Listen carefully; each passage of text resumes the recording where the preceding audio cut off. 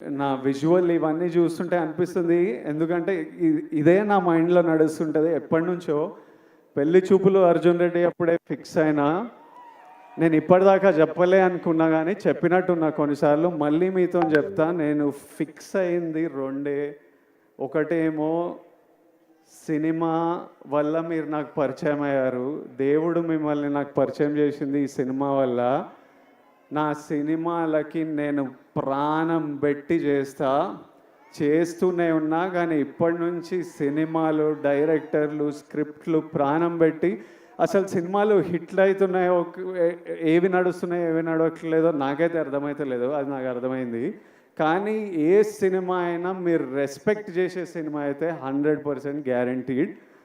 Cinema వల్ల మిమ్మల్ని కలిసిన కాబట్టి అది ఫిక్స్. రెండోది మీ అందరినీ కలవలేనేమో కానీ